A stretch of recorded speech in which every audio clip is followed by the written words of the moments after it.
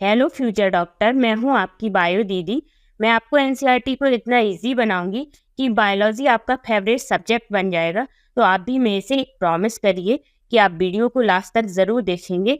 तो चलिए शुरू करते हैं। हम पढ़ रहे हैं chapter cell the unit of life. तो जब हम अपने चारों तरफ देखते हैं तो खुद से पूछते हैं कि वह क्या है जो लिविंग थिंग में है और नॉन लिविंग थिंग में नहीं है। वो क्या है? Presence of the basic unit of life, जिसे हम बोलते हैं सेल। तो जब जो लिविंग ऑर्गेनिज्म होते हैं वो कंपोज्ड होते हैं सेल के। वो सेल के बने होते हैं जिनमें सिंगल सेल प्रेजेंट होती है, उन्हें हम क्या बोलते हैं? Unicellular organism. और जैसे कि हम ह्यूमन बींग्स, जिनमें मेनी सेल्स प्रेजेंट होती हैं, उन्हें हम बोलते हैं मल्टी सेलुलर ऑर्गेनिज्म। जो यूनिसेलुलर ऑर्गेनिज्म होते हैं वो कैपेबल होते हैं इंडिपेंडेंट एग्जिस्टेंस में। वो अपना इंडिपेंडेंटली एग्जिस्ट कर सकते हैं और performing the essential function of life, वो लाइफ के एसेंशियल फंक्शन परफॉर्म कर सकते हैं। क्योंकि सेल से छोटा कुछ भी इंडिपेंडेंटली एग्जिस्ट नहीं करता है। यहाँ पे लिखा है anything less than a complete structure of cell does not ensure independent living. Cell से छोटा कुछ भी इंडिपेंडेंटली एग्जिस्ट नहीं करता है। तो ये होता है कि यूनिसेलुलर ऑर्गेनिज्म अपनी लाइफ के फंक्शन खुद परफॉर्म कर सकते हैं। तो फिर आए एंटोनी वॉन लीवेनहॉक। उन्होंने पहली बार लाइव सेल को देखा था।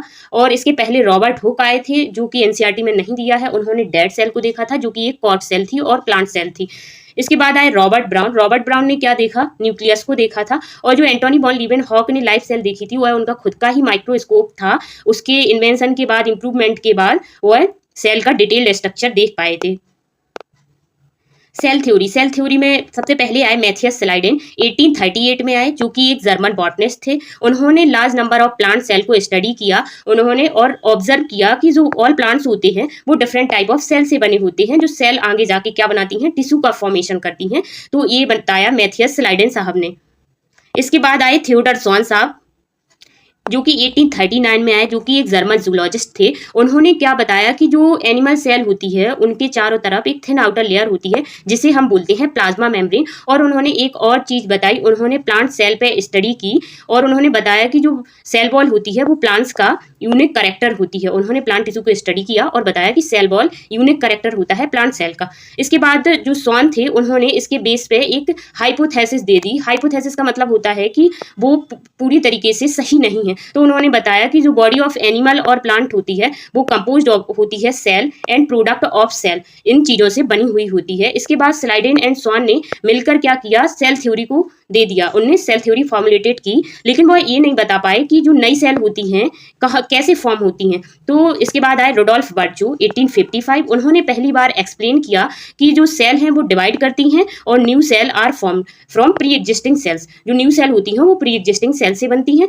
और उसे इन्होंने बोला ओमनिस सेल्युला ई सेल्युला, और इन्होंने मॉडिफाइड सेल थ्योरी दी। और इसी को फाइनल शेप भी बोला जाता है। जो सेल थ्योरी का फाइनल शेप है वो रुडोल्फ बर्चू साहब ने दिया था 1855 में। जो हमारा सेल थ्योरी पढ़ते हैं तो एक तो स्टेटमेंट स्वॉन और स्लाइडेन का ही है, तो उन्होंने बोला था all living organism are composed of cell and product of cell. और दूसरा स्टेटमेंट बर्चू ने दिया था, उन्होंने बोला all cell arise from pre existing cell. Next है ओवरव्यू ऑफ सेल। तो सबसे पहले हम देखते हैं अनियन सेल और एक ह्यूमन चीक सेल। तो अनियन सेल क्या है? एक टिपिकल प्लांट सेल है जिसकी जो आउटर बाउंड्री होती है वो सेल वॉल होती है, और इसके जस्ट नीचे क्या होती है? सेल मेम्ब्रेन होती है। क्योंकि वो प्लांट सेल है तो उसकी आउटर बाउंड्री सेल वॉल होती है। जो ह्यूमन चीक सेल होती है वो क्या है? एनिमल सेल है तो उसकी आउटर मेम्ब्रेन जो होती है प्लाज्मा मेम्ब्रेन, उसकी डीलिमिटिंग स्ट्रक्चर या आउटर बाउंड्री होती है। फिर जब हम इसके अंदर जाते हैं सेल की तो हमें क्या मिलता है? डेंस मेम्ब्रेन बाउंड स्ट्रक्चर, जिसे हम क्या बोलते हैं? न्यूक्लियस बोलते हैं। जैसे ये सेल है और इसके अंदर जो ये होता है स्ट्रक्चर जिसमें डीएनए और क्रोमोसोम प्रेजेंट होता है, इसको हम क्या बोलते हैं? न्यूक्लियस बोलते हैं। तो ये एनसीईआरटी बता रही है। और जो एनसीईआरटी बोल रही है कि जो डीएनए होता है वो क्रोमोसोम की फॉर्म में होता है, जो मोस्ट कंडेंस्ड फॉर्म होती है डीएनए की। क्योंकि जो न्यूक्लियस है वो बहुत छोटा होता है और डीएनए लेंथ में बहुत बड़ा होता है, तो उसको कंडेंस्ड फॉर्म में, क्रोमोसोम की फॉर्म में हम वहां पे न्यूक्लियस में रखते हैं, जो कि जेनेटिक मटेरियल है। जिनमें मेम्ब्रेन बाउंड न्यूक्लियाई प्रेजेंट होता है हम उन्हें बोलते हैं यूकैरियोटिक सेल। जिनमें मेम्ब्रेन बाउंड न्यूक्लियस नहीं प्रेजेंट होता है उन्हें हम बोलते हैं प्रोकैरियोटिक सेल। जो प्रोकैरियोटिक एंड यूकैरियोटिक सेल होती हैं दोनों में ही सेमी फ्लूइड, सेमी फ्लूइड का मतलब होता है आधा सॉलिड और आधा पानी, मतलब लिक्विड होता है, उसे हम सेमी सॉलिड बोलते हैं, जो कि होता है साइटोप्लाज्म, जो वॉल्यूम ऑफ द सेल को ऑक्यूपाई करता है। जो साइटोप्लाज्म होता है वो main arena of cellular activity, जो केमिकल रिएक्शन होती हैं, चाहे वो प्लांट सेल हो, चाहे एनिमल सेल हो, चाहे यूकैरियोटिक सेल हो, वो कहाँ पे होती है? साइटोप्लाज्म में होती है, जिससे कि सेल क्या होती है? लिविंग स्टेट में मेंटेन रहती है। जो न्यूक्लियस के अलावा यूकैरियोटिक सेल होती है उसमें मेम्ब्रेन बाउंड ऑर्गेनेल प्रेजेंट होते हैं, जिन्हें में होते हैं एंडोप्लाज्मिक रेटिकुलम होता है, गोल्जी कॉम्प्लेक्स होते हैं, लाइसोसोम होते हैं, माइटोकॉन्ड्रिया होते हैं, माइक्रोबॉडीज होते हैं एंड वैक्यूल्स इसमें प्रेजेंट होते हैं। तो और जो कि प्रोकैरियोटिक सेल में नहीं होते हैं। प्रोकैरियोटिक सेल में मेम्ब्रेन बाउंड ऑर्गेनेल प्रेजेंट नहीं होते हैं, और भी मेम्ब्रेन बाउंड ऑर्गेनेल यूकैरियोट में प्रेजेंट होते हैं। जब हम आगे पढ़ेंगे तो उसमें हम देख लेंगे। तो जो राइबोसोम होता है एक नॉन मेम्ब्रेन बाउंड ऑर्गेनेल है जो सभी सेल में प्रेजेंट होता है, चाहे वो यूकैरियोटिक सेल हो चाहे वो प्रोकैरियोटिक सेल हो, और उसमें विद इन द सेल होता है राइबोसोम, और साइटोप्लाज्म में पाया जाता है। और जो टू ऑर्गेनेल होते हैं प्लांट्स में, क्लोरोप्लास्ट में मिलता है और माइटोकॉन्ड्रिया और ईआर में मिलता है। माइटोकॉन्ड्रिया और जो ईआर है वो प्लांट और एनिमल दोनों में मिलता है, लेकिन क्लोरोप्लास्ट जो है वो प्लांट में मिलता है। तो मैं यहाँ फिर से बता देती हूँ, जो राइबोसोम होता है वो नॉन मेम्ब्रेन बाउंड ऑर्गेनेल है, वो सभी सेल में मिलता है, चाहे यूकैरियोटिक हो चाहे प्रोकैरियोटिक हो। यहाँ पे लिखा है कि जो साइटोप्लाज्म है, जो राइबोसोम है वो सिर्फ साइटोप्लाज्म में बस नहीं मिलते, वो क्लोरोप्लास्ट में भी मिलते हैं, माइटोकॉन्ड्रिया में भी मिलते हैं और रफ एंडोप्लाज्मिक रेटिकुलम पर भी मिलते हैं। तो जो एनिमल सेल होती है तो उसमें एक और नॉन मेम्ब्रेन बाउंड स्ट्रक्चर मिलती है जिसे हम बोलते हैं सेंट्रोजोम। जब तो सेंट्रियोल जो ऐसे होते हैं ना, जब वो परपेंडिकुलर होते हैं, ऐसे मैं बता देती हूँ, तो बनता है इस स्ट्रक्चर को हम क्या बोलेंगे, सेंट्रोजोम बोलते हैं ये वाली स्ट्रक्चर को। तो ये क्या करता है, सेल डिवीजन में हेल्प करता है, स्पिंडल फाइबर फॉर्मेशन में हेल्प करता है। तो ये इंपॉर्टेंट है, सिर्फ एनिमल सेल में प्रेजेंट होता है। जो सेल होती है वो डिफर करती है साइज में, शेप में, एक्टिविटी। जो इनकी साइज और शेप होती है, शेप उनकी एक्टिविटी के बेस पे डिफर कर जाती है। तो हम यहाँ पे देख रहे हैं कि जो माइकोप्लाज्मा होती है वो स्मॉलेस्ट सेल है और जो 0.3 माइक्रोमीटर होती है इन लेंथ। नेक्स्ट उसमें बैक्टीरिया है। जो बैक्टीरिया होता है वो 3 to 5 माइक्रोमीटर होता है, और जो लार्जेस्ट आइसोलेटेड सिंगल सेल होती है वो होती है एग ऑफ ऑस्ट्रिच। और जो ह्यूमन रेड ब्लड सेल जिसे हम आरबीसी बोलते हैं वो 7 माइक्रोमीटर होती है, जो कि डायमीटर में होती है। ये वाली चीज़ आपको याद रखनी है। और जो नर्व सेल होती है वो क्या है, लॉन्गेस्ट सेल होती है। तो ये चीज़ें आपको याद रखनी है। और जो सेल होती है वो शेप में वेरी करती है, डिस्क लाइक हो सकती है, पॉलीगोनल हो सकती है, पॉलीमोनार हो सकती हैं, क्यूबॉइडल हो सकती हैं, थ्रेड लाइक हो सकती हैं और इरेगुलर हो सकती हैं। और मैं ये पहले भी बताई हूँ कि जो शेप ऑफ द सेल होता है वो वेरी करता है अकॉर्डिंग टू देयर फंक्शन। जो वो फंक्शन परफॉर्म करती हैं उसके बेस पे उनका जो शेप है वो वेरी करता है। तो हम एक एक करके स्ट्रक्चर्स देख लेते हैं। यहाँ पे जो एनसीईआरटी में दी हैं, तो यहाँ पे डायग्राम दिए गए हैं, डिफरेंट शेप ऑफ सेल दिखाए गए हैं। तो ये जो सबसे पहले दिया गया है ये क्या है, रेड ब्लड सेल आरबीसी है, जो बाइकनकेव शेप होती है। जब हम जो सर्कुलेटरी सिस्टम वाला पार्ट है वो पढ़ेंगे, बॉडी फ्लूइड वाला, तो उसमें इसका जो स्ट्रक्चर है वो दिया गया है, मतलब उसका शेप बताया गया है कि ये बाइकनकेव होती है। और इसमें भी लिखा है राउंड एंड बाइकनकेव। और जो ये WBC है, व्हाइट ब्लड सेल, ये अमीबॉइड शेप की होती है जैसा कि अमीबा होता है। जो कॉलीमुलर एपिथेलियल सेल है वो लॉन्ग एंड नैरो होती हैं, ये जो स्टोमक है वहाँ पे मिलती हैं। और जो नर्व सेल होती हैं कैसी होती हैं, ब्रांच्ड होती हैं एंड लॉन्ग होती हैं। ये कहाँ पे मिलती हैं, ये हमारे ब्रेन में मिलती हैं।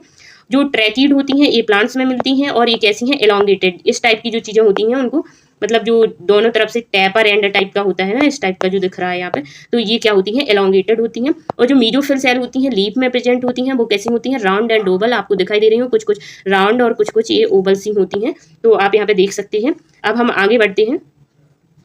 जो प्रोकैरियोटिक सेल होती है वो किसके द्वारा रिप्रेजेंट की जाती है, bacteria, blue green algae, mycoplasma, PPLO जो होते हैं, ये क्या होते हैं, प्रोकैरियोटिक सेल होते हैं। ये कैसे होते हैं, स्मॉलर होते हैं, मल्टीप्लाई मोर रैपिडली, यूकैरियोटिक के कंपैरिजन में जल्दी डिवाइड करते हैं, और ये वेरी करते हैं शेप एंड साइज में, जो कि यूकैरियोटिक सेल भी कर रहे थे। इनके जो 4 बेसिक शेप होते हैं बैक्टीरिया के, ये बायोलॉजिकल क्लासिफिकेशन में भी दिया है, जब हम पढ़ेंगे तो वहाँ पे इसके डायग्राम भी पढ़ लेंगे। तो जो फर्स्ट शेप ऑफ बैक्टीरिया होता है वो बेसिलस होता है और रॉड लाइक होता है, जैसे कि इस टाइप का जो होता है इसको बोलते हैं बेसिलस। कोकस होता है स्फेरिकल, इस टाइप के जो बैक्टीरिया होते हैं इनको हम कोकस बोलते हैं, जो स्फेरिकल होते हैं। विब्रियो कॉमा शेप्ड होते हैं, इस टाइप के जो बैक्टीरिया होते हैं उनको हम विब्रियो शेप्ड बैक्टीरिया बोलते हैं। और जो स्पाइरलम बैक्टीरिया होते हैं वो इस टाइप के होते हैं और उनमें फ्लैजेलेटेड भी होते हैं। तो ये स्पाइरल बैक्टीरिया हो गए। तो अब हम आगे बढ़ते हैं। जो ऑर्गेनाइजेशन है प्रोकैरियोटिक सेल का वो फंडामेंटली सिमिलर है, कैसा, यूकैरियोटिक सेल के जैसा होता है। फिर भी जो प्रोकैरियोटिक सेल होती है wide variety of shape and function को एग्जिबिट करती है। जो ऑल प्रोकैरियोट्स होते हैं उनमें सेल वॉल प्रेजेंट होती है सेल मेम्ब्रेन के बाहर, लेकिन माइकोप्लाज्मा में सेल वॉल प्रेजेंट नहीं होती है। इसमें जो सेमी फ्लूइड मैट्रिक्स होता है वो प्रेजेंट होता है, ये मैं पहले भी बताई हूँ, उसे हम साइटोप्लाज्म बोलते हैं। चाहे कोई भी सेल हो उसमें साइटोप्लाज्म जरूर प्रेजेंट होता है और इसमें वेल डिफाइंड न्यूक्लियस नहीं होता है। तो इसका जो जेनेटिक मटेरियल होता है वो नेक्ड होता है और not enveloped bye nuclear membrane, क्योंकि यहाँ पे न्यूक्लियर मेम्ब्रेन प्रेजेंट नहीं होती है। और जिस रीजन में ये जो जेनेटिक मटेरियल प्रेजेंट होता है उसको हम बोलते हैं न्यूक्लियाइड, इस रीजन को हम बोलते हैं न्यूक्लियाइड। जो प्रोकैरियोटिक सेल होती है उसमें डीएनए के अलावा एक छोटा सर्कुलर डीएनए भी पाया जाता है आउटसाइड द जीनोमिक डीएनए। जो मेन डीएनए होता है उसे हम बोलते हैं प्लाज्मिड। जो प्लाज्मिड डीएनए होता है उसमें यूनिक फिनोटाइपिक कैरेक्टर होता है, जैसे कि जो सेल है उसमें ऐसे छोटे छोटे ये मैनी नंबर हो सकते हैं, सिंगल होना जरूरी नहीं है। तो ये क्या करते हैं, यूनिक फिनोटाइपिक कैरेक्टर देते हैं जो कि हो सकता है रेजिस्टेंट टू एंटीबायोटिक, जो हम एंटीबायोटिक दे रहे हैं उसके अगेंस्ट रेजिस्टेंस कर सकता है। ये प्लाज्मिड को यूनिक मतलब प्लाज्मिड का यूनिक फिनोटाइपिक कैरेक्टर होता है। और जो प्लाज्मिड डीएनए है ये मॉनिटर करता है bacterial transformation with foreign DNA. जब हम बायोटेक्नोलॉजी वाला पार्ट पढ़ते हैं तो ये जो मॉनिटर करता है बैक्टीरियल ट्रांसफॉर्मेशन को प्लाज्मिड, क्योंकि हम उसको वेक्टर की तरह यूज करते हैं जब हम बायोटेक्नोलॉजी पढ़ते हैं। तो जब 12th स्टैंडर्ड में पढ़ेंगे तो मैं आपको वहां पे बता दूंगी। जो भी मेम्ब्रेन बाउंड सेल ऑर्गेनेल होते हैं जो यूकैरियोटिक में प्रेजेंट होते हैं वो प्रोकैरियोटिक सेल में प्रेजेंट नहीं होते हैं। तो प्रोकैरियोटिक सेल में एक नॉन मेम्ब्रेन बाउंड ऑर्गेनेल मिलता है जिसे बोलते हैं राइबोसोम, और इसमें और भी चीजें होती हैं, कुछ स्टोरेज होते हैं जिनको हम बोलते हैं इंक्लूजन, और एक specialised differentiated form of cell membrane. जो सेल मेम्ब्रेन है वो अंदर की तरफ इनफोल्डेड हो जाती है और उसका सरफेस एरिया इंक्रीज कर देती है, उसे हम बोलते हैं मीजोजोम। आगे इसको हम डिटेल में पढ़ेंगे अभी नेक्स्ट पैराग्राफ में। तो इस जो मीजोजोम है वो क्या है, infolding of the cell membrane. जो मीजोजोम होता है वो सेल मेम्ब्रेन की इनफोल्डिंग है। हम ये वाला डायग्राम देख सकते हैं क्योंकि जो थ्योरी में है अलग अलग दिया है सेल का साइज, तो यहाँ पे जो दिया है हम वो देखेंगे। जो टिपिकल यूकैरियोटिक सेल होती है वो 10 से 20 माइक्रोमीटर की होती है। यहाँ पे जो टिपिकल बैक्टीरिया है वो 1 to 2 माइक्रोमीटर बताया गया है। जो थ्योरी में दिया है वो 3 to 5 माइक्रोमीटर दिया गया है। जो पीपीएलओ है ये अबाउट 0.1 माइक्रोमीटर होते हैं। यही माइक्रोप्लाज्मा है तो वो वहाँ पे थ्योरी में 0.3 माइक्रोमीटर लिखा हुआ है। और जो वायरसेस होते हैं वो 0.0 to 0.2 माइक्रोमीटर के होते हैं। तो ये वाला डाटा में भी आ सकता है अगर जो डायग्राम के बेस में आता है। तो ये कंपैरिजन है यूकैरियोटिक सेल का विद अदर ऑर्गेनिज्म की जो सेल होती हैं उनके साथ कंपैरिजन है। तो आप यहाँ पे देख सकते हैं। अब हम आगे बढ़ते हैं। अब हम देख रहे हैं cell envelope and its modification. तो जो बैक्टीरियल सेल होती है वो एक टिपिकल प्रोकैरियोटिक सेल है। तो उसके बाहर क्या होता है, केमिकली कॉम्प्लेक्स सेल इनवेलप होता है जो कि टाइटली बाउंड होता है, जिसमें 3 लेयर्ड स्ट्रक्चर होते हैं, जिसमें सबसे जो आउटर मोस्ट होती है वो होती है ग्लाइकोकैलिक्स, उसके बाद होती है सेल वॉल, उसके बाद होती है प्लाज्मा मेम्ब्रेन या सेल मेम्ब्रेन। जो सेल एनवेलप की जो जितनी भी लेयर हैं, ईच लेयर जो अलग अलग लेयर हैं वो अपना डिस्टिंक्ट फंक्शन मतलब अपना अलग अलग फंक्शन परफॉर्म करती हैं, लेकिन वो एक प्रोटेक्टिव सिंगल प्रोटेक्टिव यूनिट की तरह बिहेव करती हैं। तीनों एक साथ दिखाई देती हैं लेकिन वो अपना अलग अलग फंक्शन परफॉर्म करती हैं। बैक्टीरिया को 2 टाइप में क्लासीफाई किया गया है on the basis of difference in the cell envelope. जो उनका सेल एनवेलप होता है तो उसके बेस पे बैक्टीरिया को 2 टाइप में डिवाइड किया गया है। और जो सेल एनवेलप होता है वो जो ग्राम स्टेनिंग होती है उसको कैसे बिहेव कर रहा है तो उसके बेस पे ये बताया गया है कि जो ग्राम स्टेन को ले लेते हैं उनको हम ग्राम पॉजिटिव बोलते हैं। मतलब जब उन्हें ग्राम स्टेनिंग की जाती है और फिर उन्हें अल्कोहल से वॉश किया जाता है तो वो अपनी स्टेनिंग को छोड़ते नहीं है, कलर को अपने अंदर रखे रहते हैं। और जो ग्राम स्टेनिंग जब उन्हें अल्कोहल से वॉश किया जाता है तो वो कलर को छोड़ देते हैं, तो उनको हम ग्राम नेगेटिव बैक्टीरिया बोलते हैं। तो जो सेल एनवेलप है और जो उसका स्टेनिंग प्रोसीजर है उसके बेस पे बैक्टीरिया 2 टाइप के हैं, gram positive and gram negative. जो ले लेते हैं उनको हम बोलते हैं ग्राम पॉजिटिव, जो छोड़ देते हैं स्टेन को उसे बोलते हैं ग्राम नेगेटिव बैक्टीरिया। जो ग्लाइकोकैलिक्स है वो डिफर कर सकती है composition and thickness different bacteria में। अगर वो लूज शीट की फॉर्म में है तो उसको हम स्लाइम लेयर बोलते हैं, और अगर वो थिक एंड टफ है तो उसको हम क्या बोलते हैं, कैप्सूल बोलते हैं। जो सेल वॉल होती है, सेल वॉल क्या करती है, किसी भी सेल का शेप डिटरमाइन करती है, determine shape of the cell, और क्या करती है, स्ट्रक्चरल सपोर्ट देती है वो, और बैक्टीरिया को बस्टिंग और कोलैप्सिंग से बचाती है। तो ये सेल वॉल का काम है। सेल वॉल क्या करती है, शेप ऑफ द सेल को डिटरमाइन करती है और स्ट्रक्चरल सपोर्ट देती है जिससे कि बैक्टीरिया बस्ट ना करे और ना ही कोलैप्स करे। बस्ट मतलब फटना और कोलैप्स मतलब चिपकना। इसके बाद है प्लाज्मा मेम्ब्रेन। प्लाज्मा मेम्ब्रेन क्या होती है, सिलेक्टिवली परमिएबल होती है और आउटसाइड वर्ल्ड से इंटरेक्ट करती है। जो कौन सी चीज़ें अंदर जाएंगी कौन सी चीज़ें नहीं जाएंगी उसका ये प्लाज्मा मेम्ब्रेन डिसाइड करती है, और ये यूकैरियोटिक और प्रोकैरियोटिक में सिमिलर होती है। तो आप यहाँ पे देख सकते हैं। इसके बाद हम आगे बढ़ेंगे। जो मैं पहले भी बता चुकी हूँ पहले वाले पैराग्राफ में, मीजोजोम होता है स्पेशल मेम्ब्रेनस स्ट्रक्चर होता है, जैसे कि ये एक सेल है प्रोकैरियोटिक सेल, ये सेल वॉल है, तो इसमें जो इनफोल्डिंग हो जाएगी, जैसे कि इस तरीके से देख सकते हैं, ये है एक सेल और उसमें ये प्लाज्मा मेम्ब्रेन है, तो ये अंदर की तरफ ऐसे ट्यूब्यूल वेसिकल और लैमले के फॉर्म में इनफोल्डेड हो जाएगी, तो इस वाली स्ट्रक्चर को हम क्या बोलेंगे, मीजोजोम। तो मीजोजोम क्या है, extension of plasma membrane into the cell, ये एक्सटेंशन होती है प्लाज्मा मेम्ब्रेन की और सेल की तरफ होती है, जिसको हम मीजोजोम बोलते हैं। यह एक्सटेंशन किस किस रूप में हो सकती है, वेसिकल के फॉर्म में हो सकती है, ट्यूब्यूल के फॉर्म में हो सकती है और लैमेले के फॉर्म में भी हो सकती है। तो ये मैंने आपको बता दिया है। ये सेल वॉल फॉर्मेशन में हेल्प करता है, ये आगे वाले पैराग्राफ में लिखा हुआ है।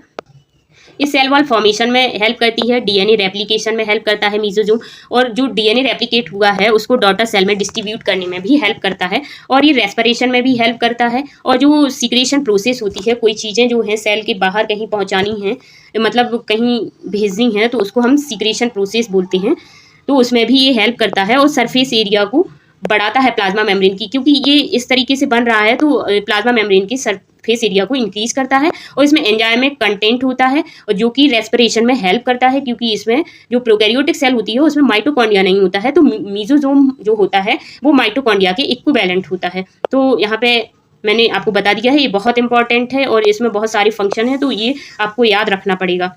जो कुछ प्रोकैरियोटिक सेल होती हैं लाइक साइनोबैक्टीरिया जो होते हैं, ब्लू ग्रीन एल्गी होते हैं, उनमें क्या होती है, मेम्ब्रेनस एक्सटेंशन होती हैं साइटोप्लाज्मी की तरह, जैसे कि मीजोजोम भी एक्सटेंशन ऑफ प्लाज्मा मेम्ब्रेन है। उन्हें हम बोलते हैं क्रोमेटाफोर। क्रोमा का मतलब होता है कलर और फोर मतलब बॉडी, वह बॉडी जिसमें कलर प्रेजेंट होता है। तो इनमें क्या होता है कि पिगमेंट प्रेजेंट होते हैं, इन्हें हम क्रोमेटोफोर बोलते हैं, जो कि फोटोसिंथेसिस में हेल्प करते हैं, जो साइनोबैक्टीरिया होते हैं। अब हम इसके आगे बढ़ते हैं। जो बैक्टीरियल सेल है वो मोटाइल भी हो सकती है, नॉन मोटाइल भी हो सकती है। अगर वो मोटाइल है तो इनमें एक थिन फिलामेंटस एक्सटेंशन होती है, सेल वॉल से निकली हुई होती है, जिसे हम फ्लैजला बोलते हैं। जो extension of the cell wall होता है उसे हम बोलते हैं फ्लैजला। ये बात याद रखने वाली है कि ये एक्सटेंशन है सेल वॉल का। तो जो बैक्टीरिया है, बैक्टीरिया में जो फ्लैजला होते हैं वो वेरी करते हैं रेंज में, मतलब नंबर में, और अरेंजमेंट ऑफ फ्लैजला की उनका अरेंजमेंट कैसा है तो वो वेरी करते हैं।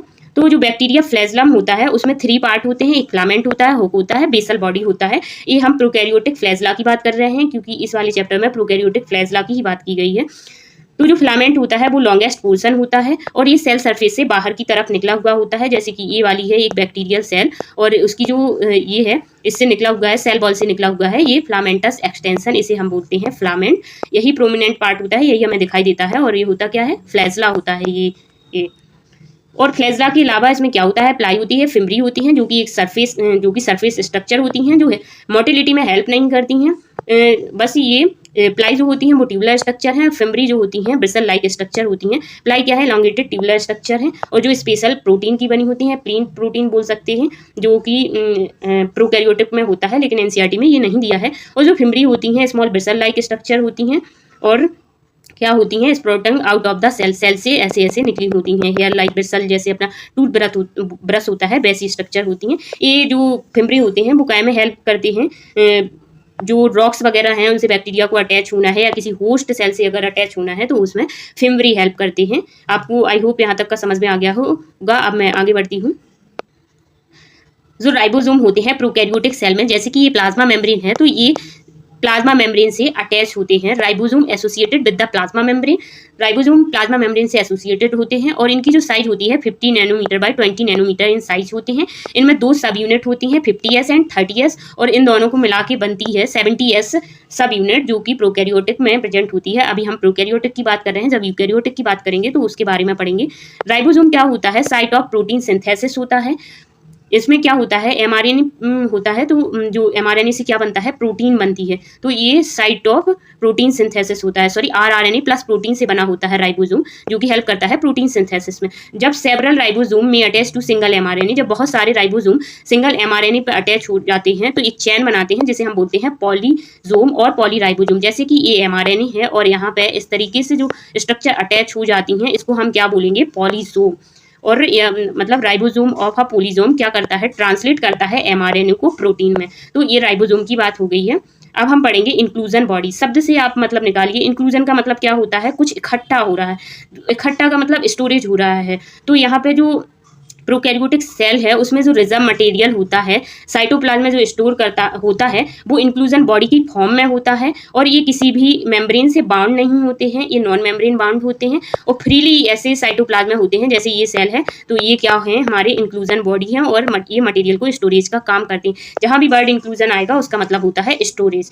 और इनका एग्जाम्पल क्या है, phosphate granule, cyanophycean granule and glycogen granule. तो इनके नाम से आप देख सकते हैं ये किन किन चीज़ों को स्टोर करते हैं। और इनमें जो गैस वैक्यूल जो होती है, blue green purple and green photosynthetic bacteria होते हैं, उनमें गैस वैक्यूल प्रेजेंट होती है जो कि बायोएंसी में हेल्प करती है।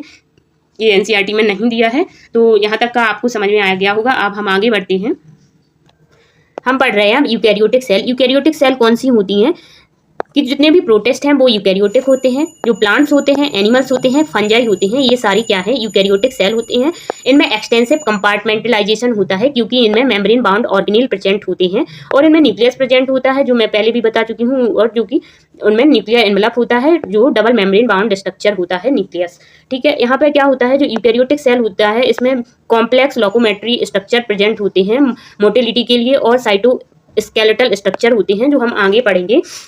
और इसमें क्या होता है, organised chromosome, organise genetic material होता है जो कि क्रोमोसोम के फॉर्म में होता है। जो यूकैरियोटिक सेल होती हैं सारी एक जैसी नहीं होती हैं। जो प्लांट सेल हैं और एनिमल सेल हैं वो डिफर करती हैं। जो फॉर्मर का मतलब है पहले, जो प्लांट सेल है मतलब इसके रिस्पेक्ट में लिखा हुआ है फॉर्मर। प्लांट सेल जो है वो सेल वॉल प्रेजेंट करती है, मतलब उसमें सेल वॉल प्रेजेंट होती है और प्लास्टिड प्रेजेंट होते हैं और उसमें लास्ट सेंट्रल वैक्यूल होती है जो कि एनिमल सेल में एब्सेंट होती है। तो एक इसके फीचर है प्लांट सेल के। और जो एनिमल सेल होती है, इसमें जो एनिमल सेल है उसमें सेंट्रियोल प्रेजेंट होता है जो कि सभी प्लांट सेल में, ऑलमोस्ट ऑल प्लांट सेल में एब्सेंट होता है। ये मैं आपको पहले भी बता चुकी हूँ। अब मैं आगे बढ़ती हूँ।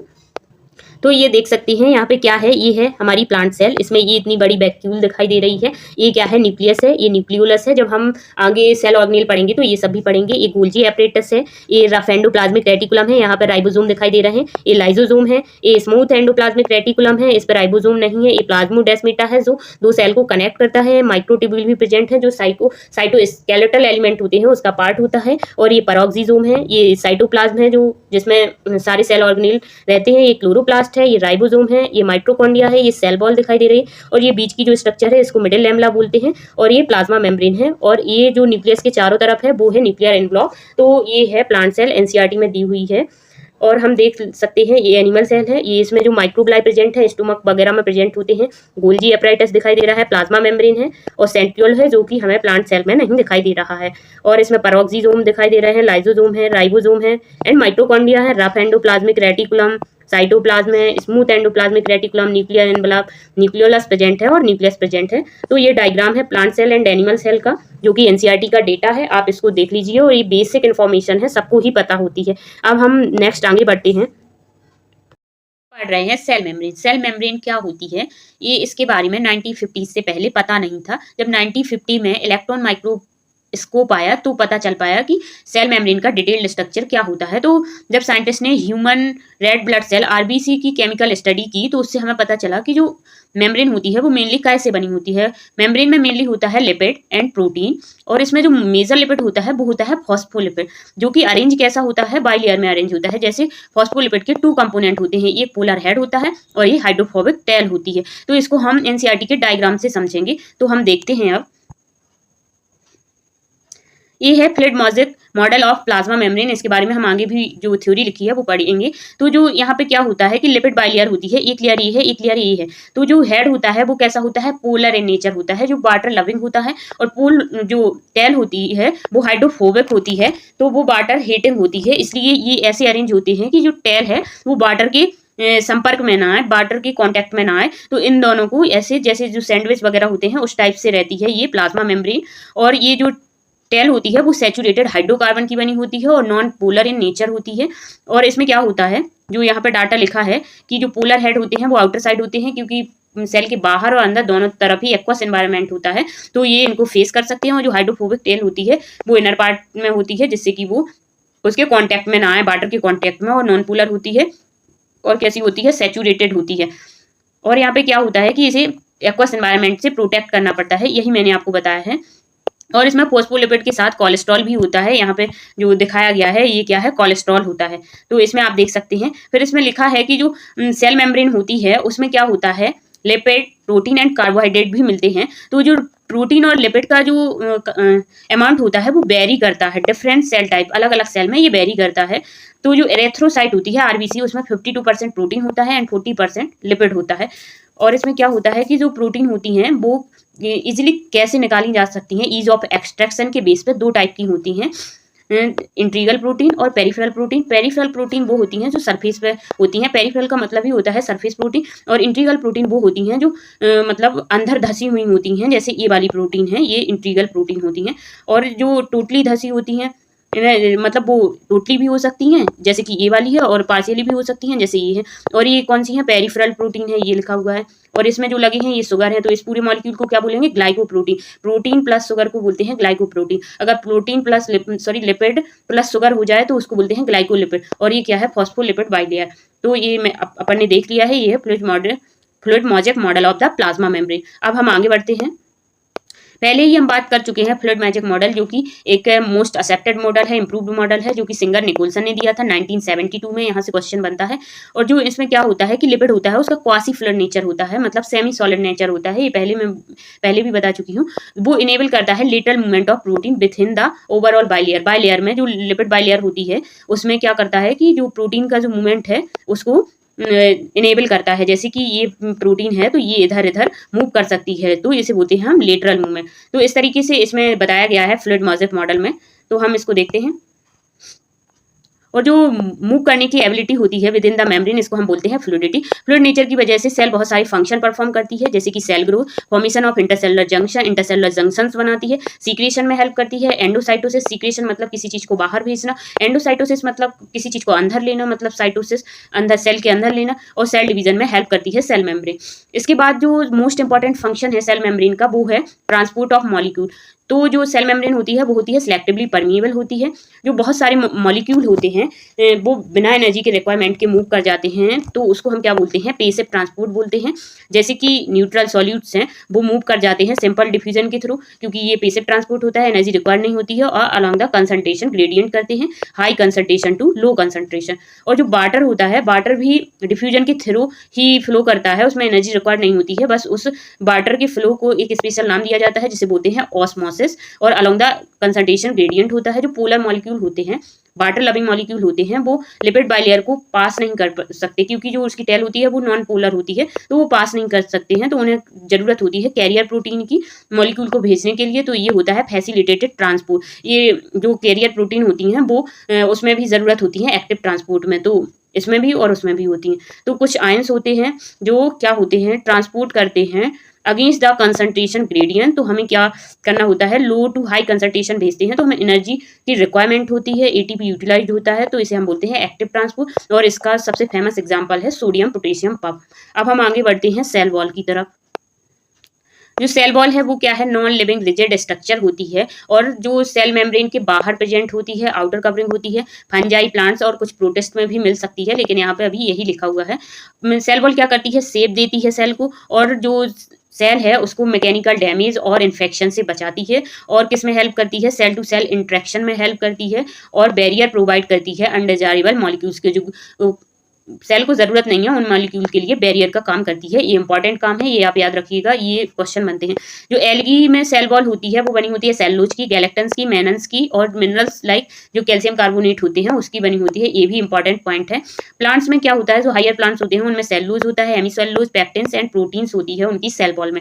तो हम सेल वॉल जो होती हैं वो दो टाइप की होती हैं। यंग प्लांट में प्राइमरी सेल वॉल मिलती है, और जो सेकेंडरी सेल वॉल होती है वो मैच्योर प्लांट्स में मिलती है। तो जो यंग प्लांट सेल होती है वो ग्रोथ कर सकती है, और जैसे ही प्लांट मैच्योर होता है तो धीरे धीरे ये क्या करने लगती है, डिमिनिश करने लगती है, मतलब घुलने लगती है। तो सेकेंडरी वॉल आ जाती है, और वो किस साइड होती है, टुवर्ड द इनर मेम्ब्रेन। जैसे कि ये है हमारी क्या है, प्लाज्मा मेम्ब्रेन, ये सेकेंडरी सेल वॉल, ये हो गई हमारी प्राइमरी सेल वॉल। तो ये वाली होती है toward the plasma membrane, secondary wall. तो ये आपको याद रखना है। मिडिल लैमेला क्या होती है, मेनली कैल्शियम पैक्टेट की बनी होती है, और ये क्या करती है, दो सेल्स को जोड़ने का काम करती है। यहाँ पे जो मटेरियल होता है ये है मिडिल लैमेला, जैसे ये एक सेल है और ये है मिडिल लैमेला, दो नीबरिंग सेल को कनेक्ट करती है। और जो सेल वॉल होती है और मिडिल लैमेला होती है वो प्लाज्मोडेस्माटा के द्वारा पार की जाती है, जिससे दो नीबरिंग सेल की जो साइटोप्लाज्म है वो कनेक्ट हो सके, जिससे मॉलिक्यूल का ट्रांसफर हो सके। अब हम देखते हैं एंडोमेम्ब्रेन सिस्टम, जो मेम्ब्रेनस ऑर्गेनेल होते हैं वो टुगेदर कोऑर्डिनेटेड वे में काम करते हैं, तो हम उन्हें बोलते हैं एंडोमेम्ब्रेन सिस्टम। अब हम इसको आगे बढ़ते हैं। जो एंडोमेम्ब्रेन सिस्टम होते हैं, एंडोमेम्ब्रेन सिस्टम होता है उसमें क्या होता है, कुछ ऑर्गेनेल मेम्ब्रेन बाउंड ऑर्गेनेल होते हैं मिलकर के काम करते हैं, तो हम उसे एंडोमेम्ब्रेन सिस्टम बोलते हैं। और चाहे उनके स्ट्रक्चर फंक्शन डिफरेंट हो लेकिन वो कोऑर्डिनेटेड वे में काम करते हैं। तो इसमें क्या क्या आता है, ईआर आता है, गोल्जी आता है, लाइसोसोम आता है और वैक्यूल्स आते हैं। और जो माइटोकॉन्ड्रिया, क्लोरोप्लास्ट एंड पेरोक्सिसोम है ये कोऑर्डिनेटेड वे में काम नहीं करते हैं, इसलिए ये एंडोमेम्ब्रेन सिस्टम का पार्ट नहीं है, not the part of the endomembrane system. तो हम एक एक करके इन ऑर्गेनेल्स को पढ़ेंगे। तो सबसे पहले है एंडोप्लाज्मिक रेटिकुलम। प्लाज्मिक का मतलब होता है साइटोप्लाज्म, एंडो का मतलब होता है अंदर, मतलब साइटोप्लाज्म के अंदर, रेटिकुलम का मतलब नेटवर्क। तो network of reticulum of टिनी tubular structure scattered in the cytoplasm. Cytoplasm में ट्यूबुलर स्ट्रक्चर होते हैं जिन्हें हम बोलते हैं एंडोप्लाज्मिक रेटिकुलम। एंडोप्लाज्मिक रेटिकुलम क्या होती है, वो डिवाइड करती है इंट्रासेलुलर स्पेस को दो भागों में, दो कंपार्टमेंट में। ल्यूमिनल जो इनसाइड द ईआर होता है, जो अंदर का इधर का जो पार्ट होगा, और एक होता है एक्स्ट्रा ल्यूमिनल ए वाला कंपार्टमेंट जो सेल के तरफ का होगा, साइटोप्लाज्म वाला पार्ट होगा, उसको हम बोलेंगे एक्स्ट्रा ल्यूमिनल। तो ईआर पे अगर राइबोसोम प्रेजेंट है उसके आउटर सरफेस पे तो हम बोलते हैं उसको आरईआर, और अगर एब्सेंस है तो हम उसको बोलते हैं smooth, SER, smooth endoplasmic reticulum. और राइबोसोम प्रेजेंट है तो rough endoplasmic reticulum. Rough endoplasmic reticulum किस में देखने को मिलती है, जो सेल प्रोटीन सिंथेसिस में पार्टिसिपेट करती हैं उनमें देखने को मिलती है। क्या, रफ एंडोप्लाज्मिक रेटिकुलम, और सीक्रेशन करती हैं, जो वेसिकल बनाती हैं उनको बाहर भेजती हैं, मतलब गोल्जी के साथ मिलके। और ये क्या होती हैं, इनका ये फैली हुई होती हैं और continuous with the outer membrane of the nucleus, nucleus के आउटर मेम्ब्रेन के साथ कंटिन्यूएशन में होती हैं। और जो स्मूथ एंडोप्लाज्मिक रेटिकुलम होती हैं, नाम से ही सजेस्ट हो रहा है, इस पर राइबोसोम नहीं है, स्मूथ है, तो क्या करेगी, major site of synthesis of lipid, ये लिपिड का सिंथेसिस करती हैं। और एनिमल सेल में क्या करती हैं, लिपिड लाइक स्टेरॉयडल हार्मोन का सिंथेसाइज करती हैं, एसईआर। तो ये इंपॉर्टेंट पॉइंट है, यहाँ से क्वेश्चन आता है कि स्मूथ एंडोप्लाज्मिक रेटिकुलम क्या करती हैं, ये करती हैं स्टेरॉयडल हार्मोन का सिंथेसिस और लिपिड का सिंथेसिस करती हैं। अब हम आगे बढ़ते हैं, इसका डायग्राम भी देख लेते हैं। ये हमारा क्या है, न्यूक्लियस, इसके कंटिन्यूएशन में ये क्या दिख रही है, रफ एंडोप्लाज्मिक रेटिकुलम, ये न्यूक्लियर पोर है, और ये राइबोसोम है, ये स्मूथ एंडोप्लाज्मिक रेटिकुलम है, इस पर राइबोसोम नहीं दिखाई दे रहे हैं, ये एंडोप्लाज्मिक रेटिकुलम का डायग्राम। अब देखते हैं गोल्जी एपरेटस। इसको जो कैमिलो गोल्जी हैं उन्होंने पहली बार ऑब्जर्व किया था। ये क्या है, densely stained reticular structure near the nucleus, nucleus के पास डेंसली स्टेन्ड नेटवर्क है, उसे हम बोलते हैं गोल्जी। इनमें क्या होता है, many flat disc shaped sac और सिस्टर्ने होते हैं जो कि 0.5 micrometre to 1 micrometre in diameter होते हैं। और ये जो सिस्टर्ने होती हैं, देखो एक दूसरे के पैरेलल लगी हुई हैं, तो ये पैरेलल लगी होती हैं और सिस्टर्ने वेरी कर सकती हैं नंबर में। और ये क्या होती हैं, कंसेंट्रिकली, मतलब इनका सेंटर एक ही होता है, जैसे ये इस टाइप से लगी हुई हैं, तो concentrically arrange near the nucleus होती हैं। और इनमें एक कन्वेक्स फेज होता है और एक होता है इनका कॉन्वेक्स फेज। कन्वेक्स को बोलते हैं, हम क्या बोलते हैं इसको, फॉर्मिंग फेज बोलते हैं। जैसे कि ये वाला पार्ट है तो ये क्या हो गया, ये हो गया कन्वेक्स, और इधर का अंदर वाला पार्ट क्या हो गया, कॉनकेव, उसको बोलते हैं हम मैच्योरिंग फेज। और कन्वेक्स वाले पार्ट को बोलते हैं, जैसे ये वाला मैं बताऊं, ये है गोल्जी सिस्टर्नी, तो ये जो पार्ट है ये क्या है, कन्वेक्स, ये कन्वेक्स है, और ये है कनकेव है। कन्वेक्स कैसा होता है, फॉर्मिंग फेज है, और कॉनकेव क्या है, मैच्योरिंग फेज होता है। हम इसके बारे में आगे पढ़ते हैं।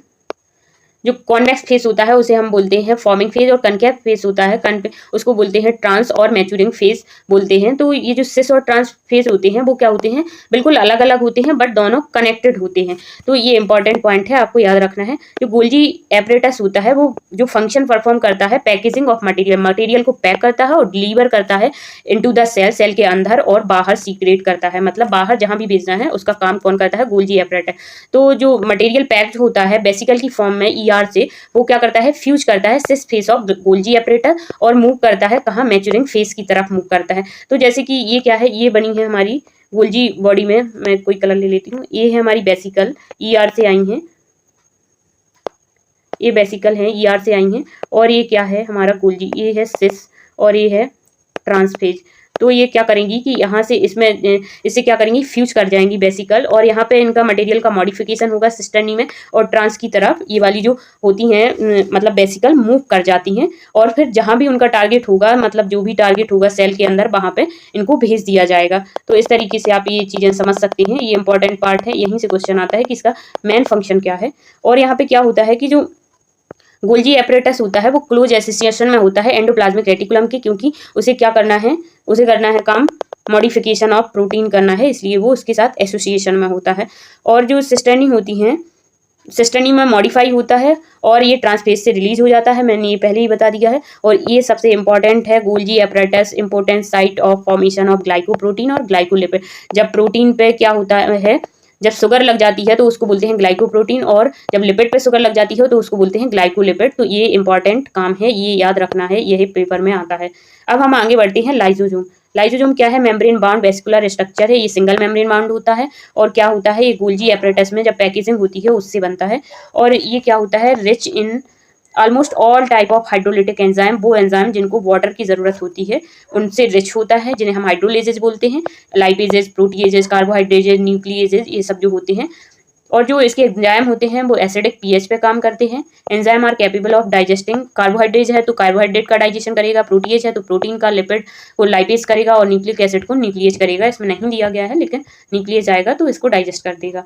अब हम आगे देखते हैं वैक्यूल। वैक्यूल क्या है, मेम्ब्रेन बाउंड स्ट्रक्चर है और ये सिंगल मेम्ब्रेन बाउंड होता है। इसमें क्या होता है, वाटर होता है, सेप होता है, एक्सक्रीटरी प्रोडक्ट होते हैं और अदर मटेरियल होते हैं जो सेल के लिए यूजफुल नहीं, सेल के लिए जो यूजफुल मटेरियल नहीं होते हैं वो इसमें प्रेजेंट होते हैं। और जो मैं बता चुकी हूँ इसमें सिंगल मेम्ब्रेन होती है, उसको हम टोनोप्लास्ट बोलते हैं, प्लांट सेल में प्रेजेंट होती है। और ये क्या करती है, occupy up to 90% of the volume को ऑक्यूपाई करती है। ये जो सेल होती है ना इसकी प्लांट सेल, तो उसमें ये मैक्सिमम वॉल्यूम को ऑक्यूपाई करती है, जिसकी वजह से जो न्यूक्लियस है वो पेरीफेरी में चला जाता है। टोनोप्लास्ट क्या करती है, ट्रांसपोर्ट करती है molecules, ions and other material का अगेंस्ट द कंसंट्रेशन ग्रेडियंट। क्योंकि जो टोनोप्लास्ट होती है वैक्यूल की, उसकी जो कंसंट्रेशन होती है साइटोप्लाज्म की ज़्यादा कंपेरिजन में ज़्यादा होती है टोनोप्लास्ट की साइटोप्लाज्म के कंपेरिजन में।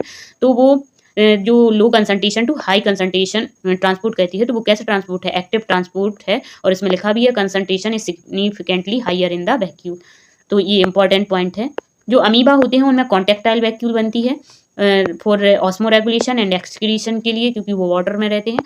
प्रोटिस्ट जो होते हैं बहुत सारे, फूड वैक्यूल बनती है जब वो फूड को इनगल्फ करते हैं। तो ये आप देख सकते हैं। अब हम नेक्स्ट चलते हैं माइटोकॉन्ड्रिया पे। माइटोकॉन्ड्रिया क्या है, mitochondria power house of the cell है। और ये जब तक नहीं दिखाई देता है जब तक आप इसको स्टेन नहीं करेंगे, तो इसको स्टेन करना पड़ता है। ये वेरिएबल हो सकते हैं क्योंकि फिजियोलॉजिकल एक्टिविटी पे बेस्ड होते हैं। जहाँ पे ज़्यादा एक्टिविटी होगी वहाँ पे ज़्यादा होंगे क्योंकि ये एनर्जी प्रोड्यूस करते हैं। और ये शेप और साइज में भी वेरी कर सकते हैं। और ये कैसे होते हैं, सॉसेज शेप होते हैं, सिलेंड्रिकल होते हैं, और इनका जो डायमीटर है वो 0.221 माइक्रोमीटर होता है। एवरेज इनका कितना होता है, 0.5 माइक्रोमीटर होता है। और इनकी जो लेंथ होती है 1 से 4.1 माइक्रोमीटर होती है। और जो माइटोकॉन्ड्रिया होता है वो क्या है, डबल मेम्ब्रेन बाउंड स्ट्रक्चर होता है। हम डायग्राम से देख सकते हैं, ये डबल मेम्ब्रेन बाउंड स्ट्रक्चर है। एक ये आउटर मेम्ब्रेन, ये इनर मेम्ब्रेन होती है। जो इनर मेम्ब्रेन होती है वो इनफोल्डेड हो जाती है क्रेस्टा के फॉर्म में, और ये क्या करती है, सरफेस एरिया को इंक्रीज कर देती है। और इसके अंदर जो होमोजीनियस लिक्विड मटेरियल होता है उसको हम बोलते हैं मैट्रिक्स। ये आउटर मेम्ब्रेन, इनर मेम्ब्रेन, और जो दो मेम्ब्रेन के बीच का स्पेस होता है उसे बोलते हैं इंटर मेम्ब्रेन स्पेस। और इन जो मेम्ब्रेन होती हैं इन पे क्या होते हैं, एंजाइम्स प्रेजेंट होते हैं जो रेस्पिरेशन में हेल्प करते हैं। तो हम इसकी एनसीईआरटी देख सकते हैं। इसमें क्या होती है, आउटर मेम्ब्रेन होती है और इनर मेम्ब्रेन होती है, जो ल्यूमेन को डिवाइड करती है टू एक्वस एनवायरनमेंट में। एक आउटर कंपार्टमेंट होता है और एक इनर कंपार्टमेंट होता है। जो इनर कंपार्टमेंट होता है वो फिल्ड होता है डेंस होमोजेनियस सब्सटेंस, जिसे हम क्या बोल रहे हैं, मैट्रिक्स बोलते हैं, मैंने बता दिया है आपको। और जो इनर मेम्ब्रेन होती है वो इनफोल्डिंग हो जाती है, जिसे हम बोलते हैं क्रेस्टे। ये क्या है, हमारे क्रेस्टा है, ये इनफोल्डेड हो जाती है और मैट्रिक्स की तरफ होती है। और ये क्या करते हैं, सरफेस एरिया को इंक्रीज कर देते हैं। टू मेम्ब्रेन जो होती हैं उन पे स्पेसिफिक एंजाइम होते हैं जो माइटोकॉन्ड्रियल फंक्शन में हेल्प करते हैं। और माइटोकॉन्ड्रिया जो होता है साइट ऑफ एरोबिक रेस्पिरेशन होता है, और क्या करता है, सेलुलर एनर्जी को प्रोड्यूस करता है एटीपी की फॉर्म में। इसलिए हम इसे क्या कहते हैं, power house of the cell कहते हैं। जो मैट्रिक्स होती है वो पजेस करती है, उसमें क्या होता है, सिंगल सर्कुलर डीएनए मॉलिक्यूल होता है, कुछ आरएनए मॉलिक्यूल भी होते हैं, राइबोसोम होते हैं 70S टाइप के। कहा जाता है कि ये एक एरोबिक बैक्टीरिया था। जब एवोल्यूशन हुआ फिर जो एंडोसिम्बायोसिस थ्योरी है उसमें बताया जाता है कि जो यूकैरियोटिक सेल थी उसने एरोबिक बैक्टीरिया को इनगल्फ कर लिया था। तो ये उसको ऑक्सीजन प्रोवाइड किया यूकैरियोटिक सेल को, और यूकैरियोटिक सेल ने इसको शेल्टर वगैरह दिया, तो ये इसी में रह गया। तो ये एक एरोबिक बैक्टीरिया की तरह माना जाता है। तो इसका खुद का राइबोसोम होता है, सिंथेसिस ऑफ प्रोटीन करता है क्योंकि राइबोसोम है, और ये डिवाइड करता है फिजन के थ्रू। अब हम आगे बढ़ते हैं, नेक्स्ट है प्लास्टिड। प्लास्टिड क्या है, ऑल प्लांट सेल में मिलता है और इग्लिनॉइड्स में भी मिलता है और ये इजीली ऑब्जर्व हो जाता है क्योंकि ये लार्ज होता है। इसमें स्पेसिफिक पिगमेंट मिलते हैं जो हमें स्पेसिफिक कलर प्रोवाइड, मतलब प्लांट्स को स्पेसिफिक कलर प्रोवाइड करते हैं। पिगमेंट के बेस पे जो प्लास्टिड हैं वो क्लासीफाई किए गए हैं मेनली क्लोरोप्लास्ट, क्रोमोप्लास्ट, ल्यूकोप्लास्ट, ये 3 टाइप के हैं। क्लोरोप्लास्ट में क्या होता है, क्लोरोफिल होता है और कैरोटिनॉइड पिगमेंट होते हैं जो हेल्प करते हैं लाइट को ट्रैप करने में, क्योंकि फोटोसिंथेसिस के लिए ज़रूरी है। क्रोमोप्लास्ट क्या है, क्रोमोप्लास्ट में क्या होते हैं, फैट सेल्यूल कैरोटिनॉइड पिगमेंट होते हैं लाइक कैरोटीन एंड जेंथोफिल होते हैं और भी हो सकते हैं। तो ये क्या करते हैं, ये कलर प्रोवाइड करते हैं, येलो, ऑरेंज और रेड कलर। जो येलो कलर होता है वो जेंथोफिल की वजह से आता है और कैरोटीन की वजह से ऑरेंज और रेड कलर आता है। तो क्रोमा का मतलब ही होता है कलर प्रोवाइड करना, तो ये आपको याद रखना है। इसमें फैट सेल्यूल कैरोटिनॉइड पिगमेंट प्रेजेंट होते हैं। नेक्स्ट है ल्यूकोप्लास्ट। ल्यूकोप्लास्ट क्या है, कलरलेस प्लास्टिड होते हैं। ल्यूको साइड से आया है जहाँ पे मतलब कलरलेस होता है ल्यूको का मतलब, तो कलरलेस प्लास्टिड होते हैं जो शेप में वेरी करते हैं और साइज में वेरी करते हैं और ये क्या करते हैं, स्टोरेज का काम करते हैं। तो इनमें कौन कौन से होते हैं, एमाइलो। एमाइलो का मतलब क्या हो गया, स्टार्च से रिलेटेड, तो ये क्या करेंगे, कार्बोहाइड्रेट को स्टोर करते हैं। और जो इसका एग्जाम्पल क्या है, पटेटो, क्योंकि पटेटो में क्या होता है, स्टार्च होता है। एमाइलेज जो एंजाइम होता है वो स्टार्च को ब्रेक करता है। और एलायोप्लास्ट जो यहाँ से बढ़ रहा है, ऑयल जैसा कुछ प्रोनाउंस आ रहा है, तो ये क्या करेगा, स्टोर करेगा ऑयल एंड फैट को। ऑयल भी क्या है, लिपिड्स होते हैं, तो ये फैट में आ जाएगा। तो यहाँ से आप इससे ध्यान रख सकते हैं, OI से ऑयल एंड फैट्स इसमें प्रेजेंट होते हैं। अब हम आगे बढ़ते हैं। एलुरोप्लास्ट। एलुरोप्लास्ट क्या होती है, एलुरोन प्रोटीन होती है जो हम वहाँ पे कॉटिलेडन पढ़ते हैं, वहाँ पे एलुरोन लेयर आती है, वो प्रोटीन की बनी होती है। तो मोनोकॉट्स में तो इसे क्या बोलते हैं, ये स्टोर करती है, प्रोटीन को स्टोर करती है। जो मेजॉरिटी ऑफ द क्लोरोप्लास्ट होते हैं वो कहाँ होते हैं, मीजोफिल सेल, लीफ की जो मीजोफिल सेल होती है वहाँ पर प्रेजेंट होते हैं। ये डिफरेंट शेप के हो सकते हैं, लेंस शेप, ओवल हो सकते हैं, स्फेरिकल, डिस्क्वाइड और रिबन लाइक भी हो सकते हैं। और ये वेरी कर सकते हैं लेंथ में 5 to 10 माइक्रोमीटर एंड विड्थ में 2 to 4 माइक्रोमीटर। ये चीज़ें अगर मॉक टेस्ट में आती हैं तो आपको बहुत कंफ्यूज करेंगी, इसलिए आप इनको हाईलाइट करके रिवाइज करें और याद कर लें तो आपको सही रहेगा। और इनके जो नंबर हैं क्लोरोप्लास्ट के वो वेरी कर सकते हैं एवरी सेल में। एक हो सकता है क्लोमाइडोमोनास, जो क्लोमाइडोमोनास है वो एक ग्रीन एल्गी है, उसमें एक होता है एक सेल में। और जो क्या है, मीजोफिल सेल होती है उसमें 20 to 40 पर सेल हो सकता है क्लोरोप्लास्ट। जो माइटोकॉन्ड्रिया और क्लोरोप्लास्ट हैं दोनों ही डबल मेम्ब्रेन बाउंड होते हैं, ये मैंने पहले भी बताया है कि माइटोकॉन्ड्रिया भी डबल मेम्ब्रेन बाउंड होता है। इनमें 2 लेयर होती हैं, इनर क्लोरोप्लास्ट मेम्ब्रेन जो लेस परमेएबल होती है और जो क्या है, जो अंदर का स्पेस होता है जो इनर मेम्ब्रेन से घिरा होता है उसे हम बोलते हैं स्ट्रोमा।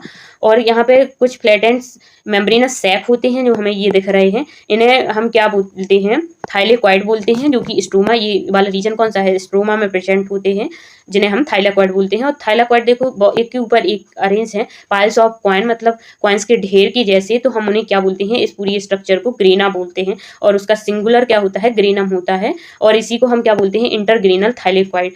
और जो यहाँ पे जो 2 ग्रेना को कनेक्ट कर रहे हैं इसको क्या बोलते हैं, स्ट्रोमा लैमली। ये वाली जो स्ट्रक्चर है इसको बोलते हैं हम stroma lamellae, connecting the thylakoid to different grana. तो ये है stroma lamellae. Membrane of thylakoid include space का ल्यूमेन, जो इसके अंदर का स्पेस है ना उसको हम क्या बोलते हैं, ल्यूमेन बोलते हैं। यहाँ पे जो स्पेस है ना इसको ल्यूमेन बोल रहे हैं। तो यहाँ पे आप देख सकते हैं। और इसमें क्या होता है, जो स्ट्रोमा वाला पार्ट होता है, ये वाला जो दिख रहा है, इसमें क्या होता है, एंजाइम्स प्रेजेंट होते हैं जो सिंथेसिस करते हैं कार्बोहाइड्रेट की और प्रोटीन की करते हैं। और इसमें क्या होता है, small double standard circular DNA molecule, ये भी एंडो सिम्बायोट थ्योरी से आया है। तो इसमें खुद का डीएनए होता है, राइबोसोम होता है, और क्लोरोफिल पिगमेंट कहाँ पे प्रेजेंट होते हैं, थाइलेक्वाइड मेम्ब्रेन पे प्रेजेंट होते हैं। इसमें जो इसकी मेम्ब्रेन है यहाँ पे प्रेजेंट होते हैं। और क्लोरोप्लास्ट में क्या होता है, 70S टाइप का राइबोसोम होता है, और जो साइटोप्लाज्मिक राइबोसोम होता है ना यूकैरियोटिक का, वो 80S टाइप का होता है। तो आप यहाँ पे इसका स्ट्रक्चर देख सकते हैं, सेक्शनल व्यू ऑफ क्लोरोप्लास्ट। जो आउटर मेम्ब्रेन दिखाई दे रही है ये वाली, ये इनर मेम्ब्रेन है, ये ग्रेनम है, और ये क्या है, थाइलेक्वाइड है, और ये है स्ट्रोमा लैमेला जो दो ग्रेना को कनेक्ट करता है। तो मैंने आपको ये बता दिया है, आप इसको याद रखिएगा। अब नेक्स्ट बढ़ते हैं हम राइबोसोम की तरफ। राइबोसोम क्या है, ग्रेनुलर स्ट्रक्चर है, ग्रेन की तरह सेल में ऐसे ऐसा होता है ना, तो इसको हम ग्रेन की तरह होता है ये, तो ये है राइबोसोम। सबसे पहले ऑब्जर्व किया गया डेंस पार्टिकल के रूप में जॉर्ज पैलाडी के द्वारा 1953 में। और इसमें क्या होता है, आरएनए होता है और प्रोटीन होती है। और ये किसी भी मेम्ब्रेन से सराउंड नहीं होता है, नॉन मेम्ब्रेन बाउंड ऑर्गेनेल है। यूकैरियोटिक राइबोसोम 80S टाइप का होता है और प्रोकैरियोटिक राइबोसोम 70S टाइप का होता है। जो भी राइबोसोम होता है, चाहे 70S हो चाहे 80S हो, उनमें 2 सब यूनिट होती हैं, एक लार्ज सब यूनिट एंड स्मॉलर सब यूनिट। आप देख सकते हैं ये लार्ज सब यूनिट है और ये स्मॉलर सब यूनिट है। जो 80S राइबोसोम होता है उसमें एक लार्ज सब यूनिट 60S होती है और स्मॉलर होती है 40S, और 70S जो राइबोसोम है उसमें 50S लार्ज सब यूनिट होती है एंड 30S स्मॉलर सब यूनिट होती है। और इसमें जो S होता है उसे स्वेदबर्ग यूनिट, और जिसका मतलब होता है सेडिमेंटेशन कॉफिशिएंट, जो क्या मेजर करता है, डेंसिटी और साइज को मेजर करता है। और चाहे 70S हो चाहे, ये मैं पहले भी बता चुकी हूँ, 80S, वो कंपोज करती हैं 2 सब यूनिट का। तो यहाँ पे कैसे होता है, ये लार्ज सब यूनिट है, ये स्मॉल सब यूनिट है, ये दोनों आएंगे तो यहाँ पे कनेक्ट हो जाएंगे और एक राइबोसोम को बना देंगे। 60-40 बनता है, यहाँ पे मैग्नीशियम होता है, इसकी वजह से वो क्या होता है, 80S रह जाता है। इतना डिटेल में जाने की जरूरत नहीं है। अब हम देखते हैं साइटोस्केलेटन क्या होता है। ये network of filamentous proteinaceous structure होता है। उसमें क्या होती है, माइक्रोट्यूब्यूल हो सकते हैं, फिलामेंट होते हैं, इंटरमीडिएट फिलामेंट होते हैं, जो माइक्रोट्यूब्यूल्स होते हैं। ये प्रोटीन्स होती हैं जो ट्यूबुलिन प्रोटीन होती हैं, उनसे ये सब बनते हैं। ये अलग अलग साइज के होते हैं। इतना ही है, तो इसको डिटेल में जाने की जरूरत नहीं है। इनको हम कलेक्टिवली क्या बोलते हैं, साइटोस्केलेटन बोलते हैं। और साइटोस्केलेटन क्या करता है, स्केलेटन का मतलब होता है फ्रेमवर्क बनाना। और जैसे हमारा जो स्केलेटन सिस्टम है वो हमें क्या है, मोटिलिटी भी चलने में हेल्प करता है, फ्रेमवर्क भी देता है। तो ये क्या करता है, मैकेनिकल सपोर्ट देता है। और हमारा भी जो बॉडी स्केलेटन होता है वो हमें सपोर्ट देता है, मोटिलिटी में हेल्प करता है। और शेप ऑफ द सेल, हमें शेप मतलब सेल को शेप प्रोवाइड करता है साइटोस्केलेटन, और मतलब मेंटेनेंस करता है शेप का। सेल वॉल भी उसको सेल को शेप प्रोवाइड करती थी और ये मेंटेनेंस करता है शेप ऑफ द सेल का। अब हम नेक्स्ट पार्ट पे बढ़ते हैं आगे। ये हम देख रहे हैं सिलिया एंड फ्लैजेला। तो हम इसके पहले डायग्राम को देख सकते हैं। ये क्या है, इलेक्ट्रॉन माइक्रोस्कोप से देखा गया रियल पिक्चर है और इसको हमने मतलब बनाया है उसके बेस पे। तो इसमें क्या होते हैं, इसमें होते हैं पेरिफेरल माइक्रोट्यूब्यूल होते हैं जो डबलेट की फॉर्म में होते हैं, और जो कनेक्ट होते हैं वो इंटर डबलेट ब्रिज इनमें रहता है। लिंकर की हेल्प से ये दोनों आपस में कनेक्ट होते हैं। और यहाँ पे जो सेंट्रल माइक्रोट्यूब्यूल होती हैं इस तरह से प्रेजेंट होती हैं, और इनके ऊपर क्या होता है, सेंट्रल सीट प्रेजेंट होता है। और जो पेरिफेरल डबलेट होते हैं वहाँ पे क्या होता है, रेडियल स्पोक प्रेजेंट होते हैं। और यहाँ पे जो क्या है, प्लाज्मा मेम्ब्रेन प्रेजेंट होती है। तो आप यहाँ पे देख सकते हैं, इनको हम आगे एक एक करके पढ़ते हैं। तो सिलिया और फ्लैजेला क्या होते हैं, हेयर लाइक आउटग्रोथ होते हैं सेल मेम्ब्रेन की। सिलिया क्या है, स्मॉल होते हैं और ये चप्पू की तरह काम करते हैं। जैसे हम नाव चलाते हैं ना, जब नाविक नाव चलाता है तो वो पानी को पीछे ढकेलता रहता है, तो ये क्या करते हैं, या तो वो सेल की मूवमेंट करते हैं या फिर जो सराउंडिंग फ्लूइड है उसकी मूवमेंट में हेल्प करते हैं। फ्लैजेला क्या होता है, लॉन्गर होता है और ये सेल मूवमेंट में हेल्प करता है। लेकिन जो प्रोकैरियोटिक फ्लैजेला होता है और यूकैरियोटिक फ्लैजेला होता है वो स्ट्रक्चरली डिफरेंट होता है, क्योंकि उसमें क्या है, जो यूकैरियोटिक वाला होता है इसमें हुक नहीं मिलता। मैं वहाँ पे जब बताई थी तो बता दी हूँ। जो इलेक्ट्रॉन माइक्रोस्कोप है से हमने जब सिलिया और फ्लैजेला को देखा तो वो क्या है, प्लाज्मा मेम्ब्रेन से कवर है। इसमें एक कोर स्ट्रक्चर होता है जिसे हम एक्सोनीम बोलते हैं। इसमें क्या होता है, number of microtubule running parallel to the long axis. Long axis के अलोंग बहुत सारी माइक्रोट्यूब्यूल रन करती हैं, जिनमें क्या होता है, 9 डबलेट होते हैं और रेडियली अरेंज पेरिफेरल माइक्रोट्यूब्यूल होते हैं। और इसमें क्या होता है, यहाँ पे देख रहे हैं आप कि ये 9 इसमें डबलेट हैं। और जो नेक्स्ट क्या है, इसमें क्या है, देखो कि जो यहाँ पे जो डबलेट हैं वो क्या है, पेरीफ्री में रेडियली अरेंज हो गए हैं। यहाँ पे यही लिखा है कि जो 9 डबलेट हैं radially arrange peripheral microtubule periphery में अरेंज हो गए हैं। और इसके बाद क्या है, ये 9+2 अरेंजमेंट बनाते हैं, क्योंकि यहाँ पे 9 हो गए ये पेरीफ्री वाले और 2 ये हैं, तो 9+2 अरेंजमेंट दिखाई देता है। और जो सेंट्रल ट्यूब्यूल होती हैं कनेक्टेड बाय ब्रिज, ये कनेक्ट होती हैं आपस में ब्रिज के थ्रू। और इसे क्या है, सेंट्रल सीट कवर करती है। मैं ये पहले भी बता चुकी हूँ, सेंट्रल सीट इसको कवर करती है। Connected to one other tubule each peripheral doublet by radial spoke. Radial spoke से ये जो एक निकला है ना, ये सेंट्रल सीट से कनेक्ट होता है। जो सेंट्रल ट्यूब्यूल होती हैं इंक्लोज बाय सेंट्रल सीट और कनेक्ट होती हैं पेरिफेरल जो रेडियल स्पोक है ना, उससे कनेक्ट होती हैं। इसके बाद क्या है, 9 रेडियल स्पोक होते हैं, ये बता दिया है, क्योंकि एक मतलब ये दोनों में एक में होता है। जो डबलेट होता है उसमें एक पे रेडियल स्पोक होता है। और इसमें क्या होता है, इंटरकनेक्टेड होते हैं लिंकर के थ्रू। यहाँ पे दिखाया गया है, ये जो स्ट्रक्चर है ये लिंकर है, इसको इंटर डबलेट ब्रिज बोल रहे हैं। और जो सिलिया और फ्लैजेला होते हैं ये क्या होते हैं, सेंट्रियोल लाइक स्ट्रक्चर से एराइज होते हैं, तो जिसे हम बोलते हैं बेसल बॉडी। नेक्स्ट है सेंट्रोजोम और सेंट्रियोल। सेंट्रियोजोम क्या है, एक ऑर्गेनेल होता है जब टू सिलेंड्रिकल स्ट्रक्चर, जैसे मतलब सेंट्रियोल जब दो सिलेंड्रिकल स्ट्रक्चर है ना सेंट्रियोल, जब परपेंडिकुलर अलाइन होते हैं तो ये स्ट्रक्चर जो होता है इसे हम सेंट्रोजोम बोलते हैं। और ये जो सराउंड होता है, इसके सराउंडिंग में क्या होता है, पेरीसेंट्रियोलर मटेरियल होता है जो प्रोटेनेशियस होता है। और इसमें क्या होता है, एक दूसरे की ये परपेंडिकुलर होते हैं, मैंने आपको बता दिया। और ये कार्डव्हील स्ट्रक्चर होता है, आगे मैंने इसका डायग्राम बताया है तो आपको इससे इजीली समझ में आ जाएगा। इसमें क्या होता है, 9 पेरिफेरल फाइब्रिल होते हैं, आप देख सकते हैं इसमें ये 9 है। और 1 2 3 4 5 6 7 8 9 पेरिफेरल फाइब्रिल होते हैं जो कि ट्यूबुलिन प्रोटीन के बने होते हैं। और इनमें क्या होता है, ट्रिपलेट होता है, 3-3 के उसमें होते हैं, 3-3 होते हैं ये। और ये क्या होते हैं, जो एडजेसेंट ट्रिपलेट हैं ये कनेक्टेड होते हैं, लिंकर की हेल्प से कनेक्ट होते हैं। और जो इसका जो प्रॉक्सिमल रीजन होता है सेंट्रियोल का, वो कनेक्ट होता है किस चीज़ से, मतलब सेंट्रल हब होता है जो कि प्रोटीनियस स्ट्रक्चर है। Central part of the proximal region of centriole, जिसे हम क्या बोलते हैं, हब बोलते हैं। जो उसका सेंट्रल पार्ट होता है, किसका, सेंट्रियोल का जो सेंट्रल पार्ट होता है उसे हम बोलते हैं हब, और जो कि प्रोटेनिशियस होता है। और ये क्या होता है, जो रेडियल स्पोक की हेल्प से पेरिफेरल में कनेक्ट होता है। ये आप यहाँ पे देख सकते हैं, ये जो ट्रिपलेट हैं, ये ट्रिपलेट कैसे हैं, रेडियल स्पोक की हेल्प से कनेक्ट होते हैं सेंट्रल हब से। और ये क्या होते हैं, प्रोटीन के बने होते हैं spokes. Centriole form the basal body of, पहले भी बताया, सेंट्रियोल जो होते हैं वो सिलिया और फ्लैजला को बनाते हैं। और ये स्पेंडल फाइबर उसकी बेसल बॉडी बनाते हैं सिलिया फ्लैजला की, और स्पेंडल फाइबर फॉर्मेशन में हेल्प करते हैं, जो कि हेल्प करता है सेल डिवीजन में, और give rise to spindle apparatus. और ये स्पेंडल एपरेटस को बनाता है, और ये सेल डिवीजन में हेल्प करता है एनिमल सेल की। ये आपको मैंने बता दिया है, ये तो पहले भी बताया है कि सेल डिवीजन में हेल्प करता है।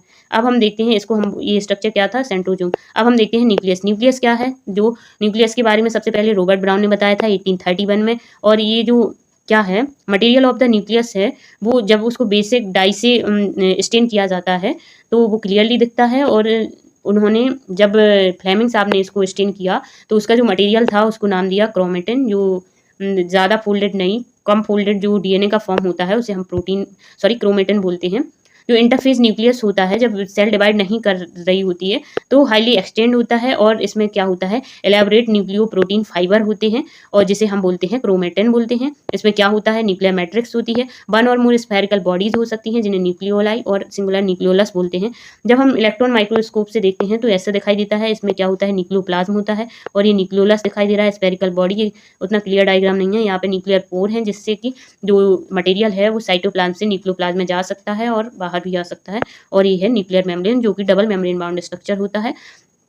न्यूक्लियर एनवलप होता है, जो 2 पैरेलल मेम्ब्रेन बाउंड करती हैं तो बनता है, उनके स्पेस बनता है जो 2 मेम्ब्रेन ऐसी बाउंड करती हैं। इस स्पेस को बोलते हैं पेरी न्यूक्लियर स्पेस, जिसका साइज होता है 10 to 15 नैनोमीटर। और ये बैरियर का काम करती हैं between inside nucleus and the cytoplasm. जो भी मटेरियल ट्रांसफर हो रहा है उसके लिए बैरियर का काम करती हैं। जो आउटर मेम्ब्रेन होती है वो continuous with endoplasmic reticulum, usually rough endoplasmic reticulum होती है, जो कि राइबोसोम बेयर करती है।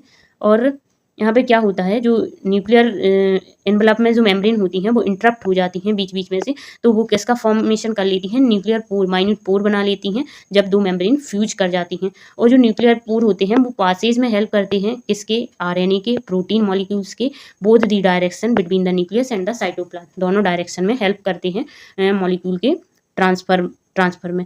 जनरली क्या होता है कि एक सेल में एक ही न्यूक्लियस होता है, पर ये वेरी कर सकता है नंबर की, मतलब जब जैसी रिक्वायरमेंट है उसके बेस पे ये वेरी भी कर सकता है, मतलब किसी किसी सेल में वेरी कर सकता है। तो यहाँ पे आप देख सकते हैं कि जो पैरामीशियम होता है, एनसीईआरटी ने क्वेश्चन पूछा है, can you recollect name of organelle that have more than 1 nucleus पर सेल, तो वो होता है पैरामीशियम। पैरामीशियम में 2 न्यूक्लियस होते हैं, तो मैंने आपको ये बता दिया है, इसमें 2 न्यूक्लियस होते हैं। जो कुछ मैच्योर सेल होती हैं उनमें न्यूक्लियस नहीं होता है, जैसे एरेथ्रोसाइट, आरबीसी, इसलिए नहीं होता है क्योंकि वो ऑक्सीजन की ट्रांसपोर्ट कर सके ज़्यादा से ज़्यादा। मैमल्स की जो आरबीसी होती हैं, सीप ट्यूब सेल होती हैं वेस्कुलर प्लांट की, उनमें भी न्यूक्लियस नहीं मिलता है। और नेक्स्ट क्या है, इसमें न्यूक्लियर मैट्रिक्स ऑफ द और द न्यूक्लियोप्लाज्म, जो इसमें मटेरियल होता है, जैसे कि साइटोप्लाज्म होता है, ऐसे ही इसमें जो मटेरियल होता है उसे न्यूक्लियोप्लाज्म बोलते हैं। और इसमें क्या होता है, न्यूक्लियोलस होता है और क्रोमेटिन होता है। इसमें जो न्यूक्लियोलाई होता है वो स्फेरिकल स्ट्रक्चर है, पहले भी बता चुकी हूँ। और जो न्यूक्लियोप्लाज्म में प्रेजेंट होता है, और ये न्यूक्लियस कंटिन्यूअस होता है, न्यूक्लियोप्लाज्म के साथ। और ये नॉन मेम्ब्रेन बाउंड स्ट्रक्चर है, ये याद रखने वाली बात है। ये 2026 का क्वेश्चन है, नीट 2026 का। और ये क्या है, site of active ribosomal RNA synthesis. ये एक्टिव राइबोसोमल आरएनए सिंथेसिस करता है न्यूक्लियोलस, तो ये इंपॉर्टेंट है, नॉन मेम्ब्रेन बाउंड स्ट्रक्चर है। और लार्ज और मोर नंबर ऑफ न्यूक्लियाई वहाँ मिलते हैं जहाँ पे हमें प्रोटीन सिंथेसिस की आवश्यकता हो। तो ये न्यूक्लियोलस के बारे में हो गया। अब हम आगे बढ़ते हैं।